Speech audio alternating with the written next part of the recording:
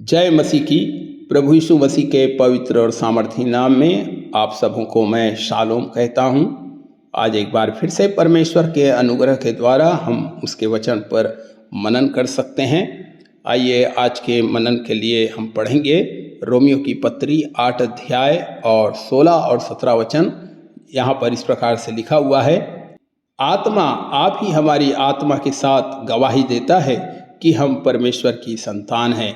17 पद, और यदि संतान हैं तो वारिस भी हैं, वरन परमेश्वर के वारिस और मसीह के संगी वारिस हैं। जब हम प्रभु यीशु मसीह को अपना व्यक्तिगत उद्धारकर्ता के रूप में स्वीकार करते हैं तो यूहन्ना 1:12 के अनुसार कि जितनों ने उसे ग्रहण किया उसने उन्हें परमेश्वर की संतान होने का अधिकार दिया। और यहाँ पर प्रेरित पौलुस कहता है कि पवित्र आत्मा भी इस बात की साक्षी देता है कि हम परमेश्वर की संतान हैं, और न केवल परमेश्वर की संतान हैं परंतु हम वारिस भी हैं। अर्थात जिन आशीषों को और जिन अधिकारों को परमेश्वर ने यीशु मसीह को दिया है वही आशीषें और वही अधिकार हमारी भी है। हम इसको इस रीति से समझ सकते हैं कि यदि सेना के जवान दुश्मनों से या आतंकवादियों से लड़ते हुए शहीद हो जाते हैं तो उन्हें मरणोपरांत कोई पदक देकर सम्मानित किया जाता है। किसी बड़े राष्ट्रीय नेता की पुण्यतिथि पर उनके बहुमूल्य योगदान को स्मरण करके उन्हें सम्मान दिया जाता है। कुछ महापुरुषों की समाधियों पर लोग फूल चढ़ाकर उन्हें सम्मान देते हैं। लेकिन कभी कभी मन में यह प्रश्न उठता है कि उस सम्मान से उस मृत व्यक्ति को क्या लाभ होगा। वो तो मर गया है, उसे क्या लाभ प्राप्त होगा। प्रभु यीशु मसीह ने भी मानव जाति के उद्धार के लिए क्रूस पर अपना प्राण दिया। लोगों ने तो उसे मृत्यु की सजा दी, परंतु पिता की इच्छा पूरी करने के कारण परमेश्वर ने उसे वह सम्मान दिया जो इस दुनिया के किसी भी व्यक्ति को नहीं मिला। हम परमेश्वर के वचन में प्रेरितों के काम उसके 17 अध्याय और 31 वचन में पढ़ते हैं, क्योंकि उसने एक दिन ठहराया है, अर्थात परमेश्वर ने एक दिन ठहराया है जिसमें वह उस मनुष्य के द्वारा धर्म से जगत का न्याय करेगा जिसे उसने ठहराया है, और उसे मरे हुओं में से जिलाकर यह बात सब पर प्रमाणित कर दी है। अर्थात प्रभु यीशु मसीह को वह सम्मान दिया गया है कि वो जगत का न्याय करेगा, और इस बात को प्रमाणित करने के लिए परमेश्वर ने उसे मरे हुओं में से जिलाया। क्रूस की मृत्यु तक आज्ञाकारी होने के कारण परमेश्वर ने प्रभु यीशु मसीह को वह नाम दिया जो सब नामों में श्रेष्ठ है। फिलिपियों की पत्री 2 अध्याय और 8 वचन से मैं आपके सामने पढ़ना चाहता हूँ।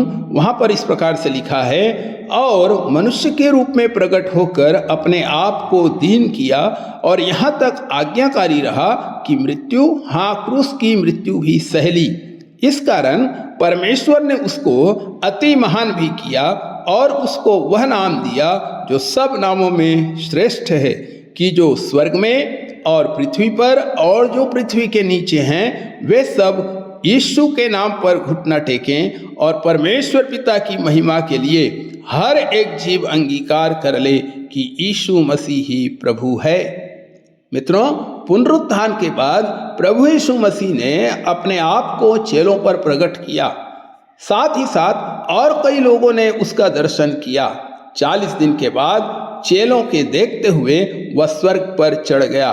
उसके पुनरुत्थान के कारण आज एक विश्वासी भी उसी पुनरुत्थान की आशा में एक विश्वास योग्य जीवन को जी सकता है। रोमियो की पत्री उसका 8 अध्याय उसके 5 वचन में और 8 वचन में इस प्रकार से लिखा हुआ है, क्योंकि यदि हम उसकी मृत्यु की समानता में उसके साथ जुट गए हैं तो उसके जी उठने की समानता में भी जुट जाएंगे।